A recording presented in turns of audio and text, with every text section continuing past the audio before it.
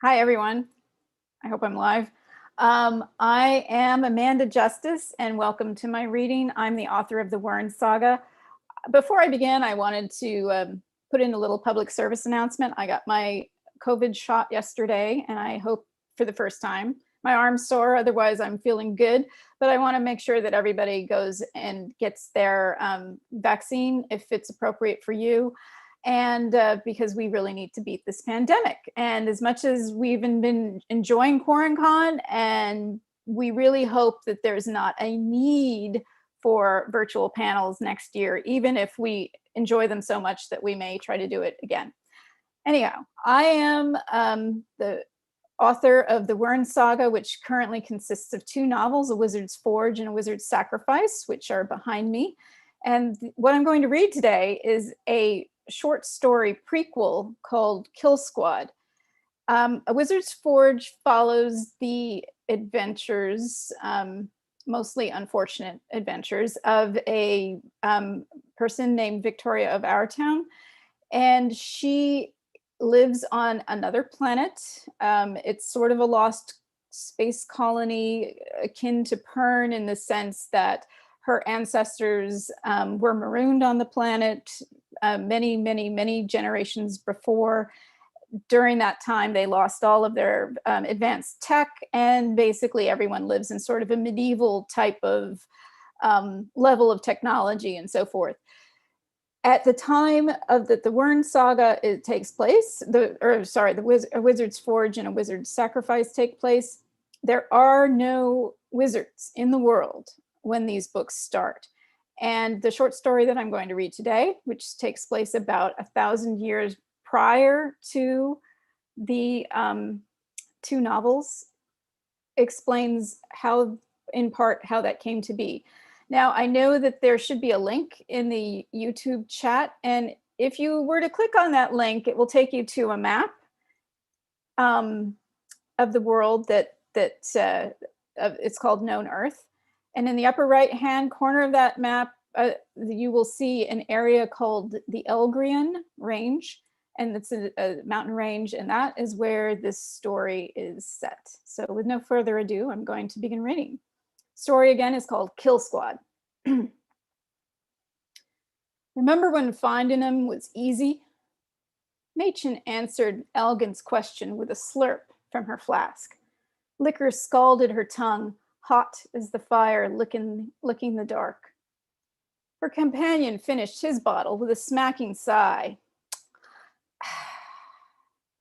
A noise that had niggled Machen's patience for 15 years.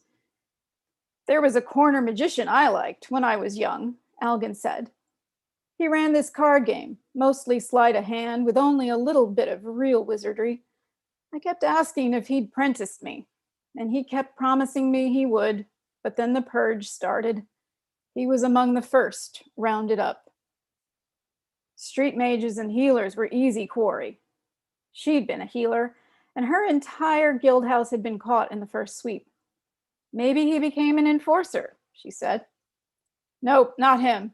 He never gave sign of the sickness, so they would have purged him for certain. Took his wife and babe, too. Another swallow raked Machen's throat.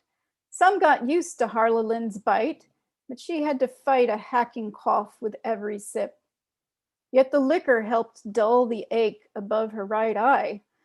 Drink enough and she could almost forget the Wyrn gnawing away at her brains, the slow, inexorable creep of death along her nerves. Drank enough and she could almost forget the blood on her hands. There weren't many wizards like Algan Street Mage, immune to the chronic migraines and progressive neural degeneration that came with Wyrn infection. But every one Machen had found, she'd killed, as the purge required. Most wizards were brutes, she said. Most of them driven mad by pain or just plain mad, as the Wyrn does to most people. Drunk or blissed out, they couldn't care less what harm they caused. I treated this girl once. A thug had set her feet on fire, just because she got in his way. Simply in his way, on the boardwalk playing, and that bastard couldn't be bothered to step around her. Did you heal her? Algan asked, even though he'd heard the story dozens of times, just as she'd heard about his street mage.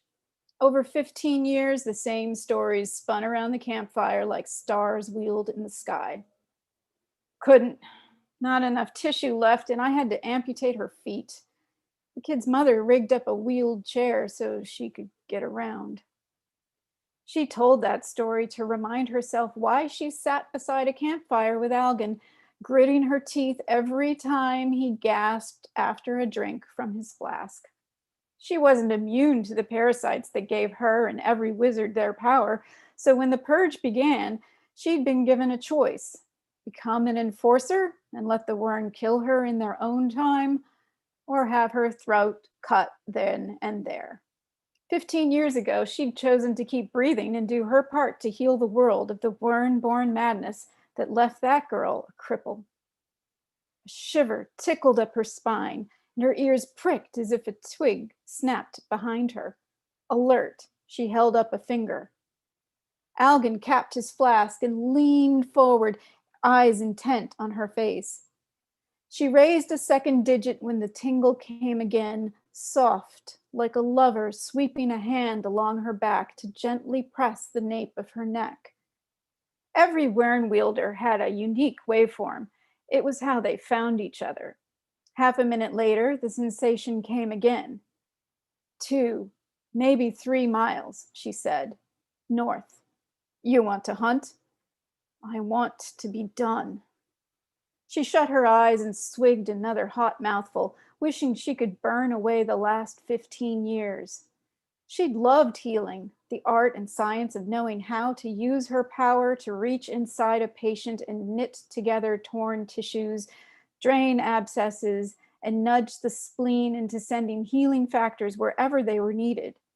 15 years of terror and blood had nearly drowned her memories of happier times before the purge.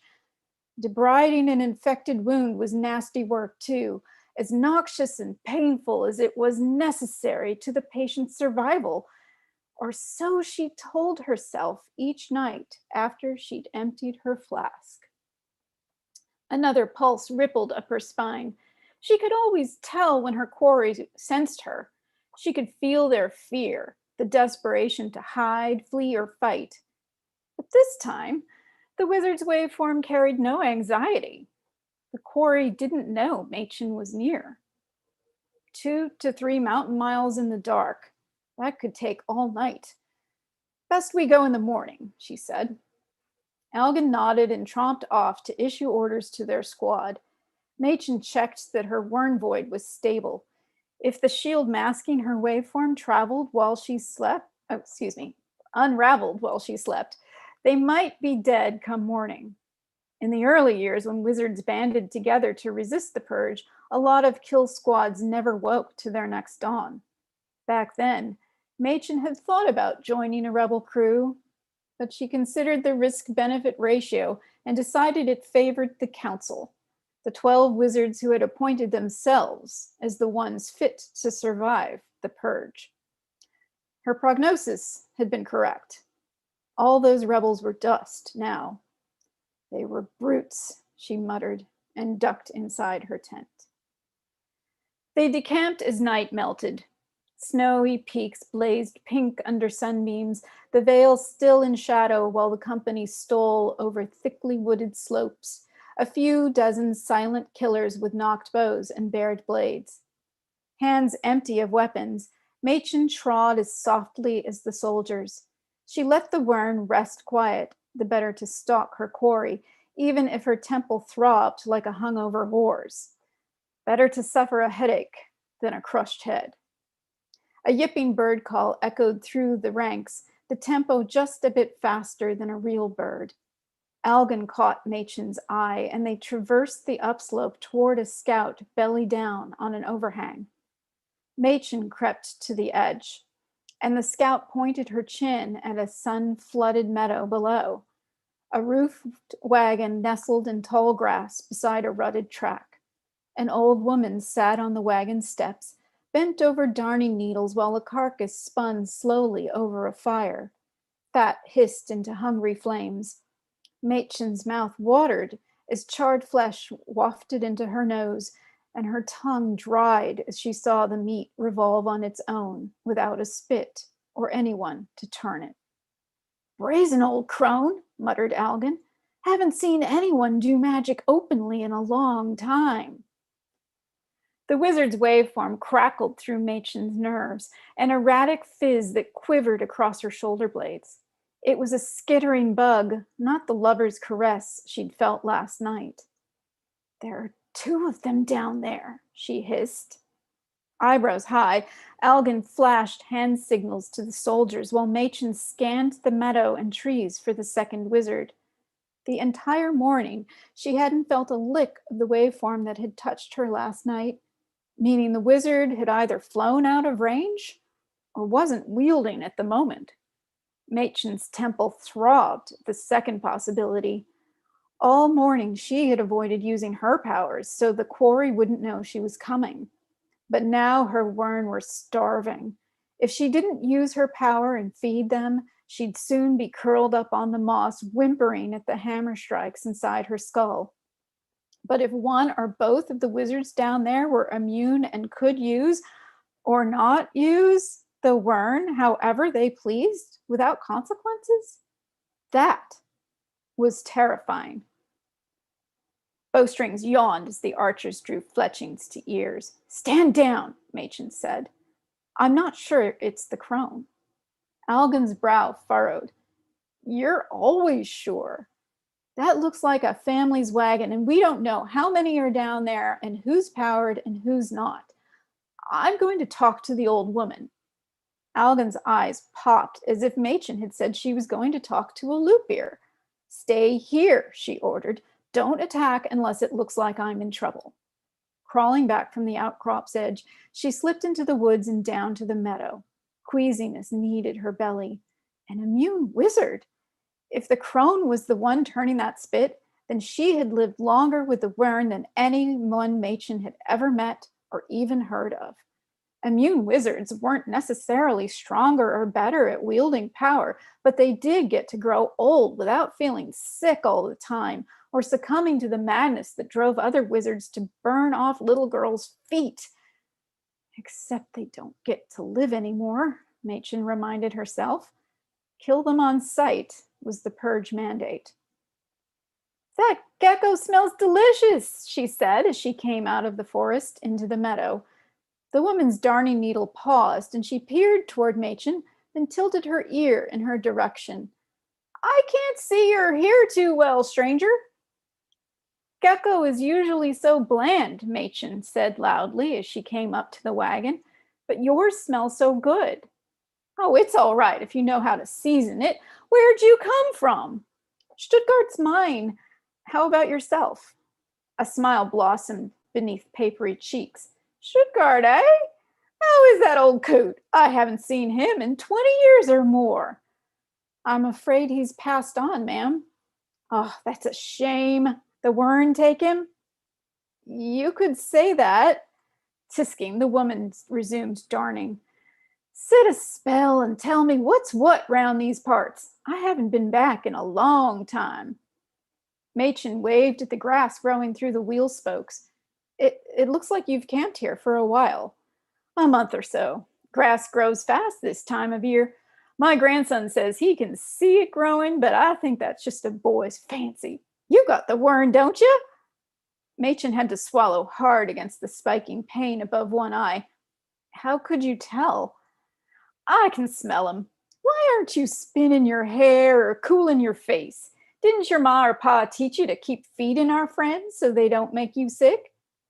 Sure, Machen swallowed again, wishing she had her flask, but she followed the old woman's advice and swirled cool mountain air across her temples. It took just a sliver of her wern-born power, but it was enough. The ache melted away, and bliss washed down her spine. I don't like to wield openly. Not everyone is friendly. Oh, I know. Wizards can be a suspicious lot, and ordinary folk get spooked so easily. When I was a young woman like you, I probably hid my powers more than I used them. I've never met a wizard as Wise as you. Oh, you mean as old? The woman cackled. I'll grant I'm a rare and lucky old bird. I was first in my line to be immune. My ma died younger than you when I was just 2.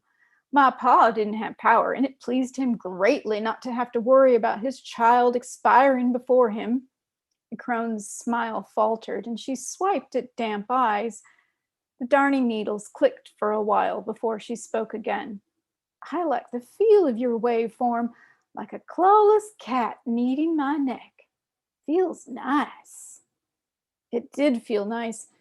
Machen's eyelids drifted down. Her nostrils flared at the scent of gecko and wildflowers. The musty wool tangled around the darning needle, the hot smoke of the fire. Insects buzzed and chuffed in the trees. Birds called and breezes whispered. The sun stroked her cheeks, pressing warmth down on her head. Each breath filled her lungs with pleasure, and she reveled in the simple exercise of the wern to care for herself, not to keep herself alert and well enough for the hunt, but to simply be alive. She hadn't felt that freedom in a long time. What's been happening around these parts? We were going to overwinter in Leadton, but it looked like a plague hit. Everybody gone and left their goods rotting in the cupboards, and I told the boy, best leave it all be and move along. Machen's spine curved as her body tried to sink in on itself. There was a plague of sorts. Her squad had been one of a dozen brought in to clear Leadton. Like a lot of mining towns, there were more with than without the wern, and they'd evacuated everybody to be sure they'd caught them all. Bile rose up, hot and sour. Evacuated was an awfully nice word for the terror and blood they'd sown that day. You really haven't heard about it. We've been prospecting on the far side of these mountains for the past 20 years. Loopiers killed my son and marriage daughter along with the horses 8 years back. Loopiers? I didn't know they ranged this far north. The deadly predators were the scourge of ranchers on the Samina Plains, but Machen had never heard of the creatures hunting in this region. Well, they do. The boy and I have been making our way west as best we could ever since. It's been a long, hard journey. Machen glanced at the ridge where Algan and the soldiers lay hidden, then round the quiet campsite. So it's just you and your grandson. Just an old woman and a boy. The boy's immune like me, but neither of us are that strong. Even together, we can't drag this wagon farther than 10 or 12 miles a day. Where is your grandson? Out looking for more meat than this one old gecko. Your camp nearby? It is. I could spare you some cheese and hardtack. The woman's face lit up. Oh, young lady, that would make my heart sing. We finished our last hunk of cheese before the boy was even born. I'll bring you some. Algan was doubtless hissing like a cat and wondering if she was turning rebel before his eyes. Time to put his mind at ease. A whistle shot through the camp. Another came, the sound tight and narrow, piercing the heart like cold steel. A howl boiled out of the forest, broken by a scream from the ridge. Machen dashed to the wagon, wrapped a hand round a withered arm, and dragged the old woman up the steps. Here now, what do you think you're doing? Loop ears, Machen cried. Get into the wagon. Gran! A growling shadow slammed into Machen. Clawed feet pinned her to the grass. Razor-sharp teeth shredded her leathers, raked the flesh covering her spine, and acid-like saliva boiled in the wound. Pain sizzled along her nerves. Breath gushed out, leaving a scream writhing within the prison of empty lungs. Arrows rattled against the creature's armor, fell pattering to the ground beside her. Shrieks cut through howls and whistles, a chorus that spelled carnage. Stop! Stop! Stop! Punctuated other cries. Everyone was dying. Machen's lungs found the strength to suck in air, and she flung all her wern-born power at the loopier, but her blow glanced off its carapace, doing no more harm than the arrows. The creature uttered a low gurgle, almost a purr, as it tore into her. Agony, hotter than lightning, crackled up her spine and into her brain, drowning out the death around her. She could not hear the squad, the boy, or the old woman. The predator's cries faded, and sensation disappeared into a chill fog that webbed out of the space between her shoulder blades. Soon, all she could feel was her heart murmuring in the frozen silence. So I'm going to stop there. And if you'd like to know how Machen's story ends, you can, if you sign up for my newsletter on my website, you can download a copy. And now I don't actually have YouTube open, so I have to give me a moment while I open it up and I'll see what questions are there. Unless Miracle could read a question to me, or if there are any. But hang on, give me a second. I mean, I can read them if they're there, or can I? Wait, my bird might be about to scream. Oh, wait a minute. So I think that maybe I should mute. Yep. Oh, now I've lost sound. I can't hear anything now. Okay, anyway, I am on with me. So let's see. Oh, okay, loving the interactive map. Did you create? Yes, I created the interactive map myself. Although actually I had some people help me do the initial build on my website, and they created the basis, the foundation of the interactive map, and then over time I've added more elements to it. So that is that. And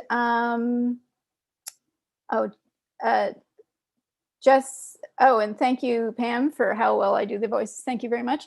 Jess Halsey, who's your favorite character from my series? Well, the titular wizard is a person named Vic, and I'm going to, authors aren't probably supposed to admit this, but she really is an author insert. So obviously I have an affinity for her, but probably my favorite character to write is the antagonist, a man named Laurent Karng, who he's definitely the bad guy. He does a lot of truly terrible, awful, horrible things in the novel. But he is actually, a little minor spoiler, he's actually trying to save the world. So that's nice. The phone is ringing. So that is why he makes him a lot of fun to write, because he's a villain who actually has good intentions and wants to do good for the greater portion of humanity, but he's really horrid and horrible in terms of how he tries to implement his plans. So anyway, so Pam says, thank you, Pam, about your comments. Thank you, Julia. So Julia says, you're one of the very few authors who are as good at reading and narrating as they are at writing. It was really enjoyable. Thank you very much. That makes me feel good. So back in the day, way years and years and years ago, when I was young, I actually really wanted to be an actress. So, and I think a lot of my writing actually comes out of that. When I'm writing characters, I try to do sort of a little bit of a method acting approach to that, of like trying to put myself in that character's shoes and really become the character when I'm writing them. And I hope that I am successful in creating three-dimensional whole characters through that process. That's certainly my goal. So Jess says, yes, I love a good antagonist. I do too. Are there any other questions for me? Nope. Well, okay. You know what? We have another reading coming up right after mine. So I think to let people get ready for that, we're going to say goodbye. I have a few announcements for QuaranCon. So if you, there's a whole bunch of activities. I'm doing one more panel. Oh, wait, Pam threw another question. Thank you. How did I go about world building with this series? I am very much a believer in you build the world as you need it. I think world building is on a need to know basis. It's no secret to any of my readers or who've read my website that sort of the inspiration for the world itself was the world of Pern, which is Anne McCaffrey's Pern novels were a huge inspiration in terms of like just the idea of having a fantasy novel with a science fiction, a broader sort of more science fiction foundation. I love that approach. I tried to approach that with the Wyrn in terms of the magic system, and I'm a medical writer in my day job, so I tried to draw on some of that to make these neurologic parasites that give people telekinetic powers sort of somewhat grounded in neurology and neuroscience and infectious disease and their whole mode of transmission. They're inherited in the womb, but they're also sexually transmitted. And so it's made lots of fun, makes for lots of fun and interesting scenarios in terms of the writing and the interactions that my main character has with the men in her life. So that is kind of fun. But overall, I am not one of those people that sits around and like builds the world before they start writing the story. It kind of like I create world building aspects as I need them for the story. And in the first book, it kind of worked out really well because Vic is very much a stranger in a strange land through most of the book. So as she discovers things, new things in the world, readers can too. And I was able to just like write in things as she discovered it. The second book was much more difficult, and I had to work out a lot of stuff and underwent many revisions to get it all straight, because there's time travel in the second novel, and it really expands into a very epic scope with political intrigue and everything else. So anyhow, now we really are almost out of time, however. So tune in for more readings. If the full schedule of events is on quarrencon2020.com, you can visit that. You can also please tune in tomorrow for me and Pam Livingston will be presenting the awards at starting at 1:30 p.m. Eastern time, and I will also be back on camera at 5 p.m. Eastern for a panel on food and fantasy that I'm really excited about, because I love to eat and love to cook, and so do a lot of the panelists, and we will be sharing recipes for that. You can go to also on quarrencon2020.com, you will find links to Artists Alley where people have put up their work, where you can find it for sale. There's also merchandise that you can buy. And there is also a sale of many of the authors of these books, including these two ladies behind me. So I hope that everybody is having a great weekend. And with that, I think I'm going to sign off. So see you later.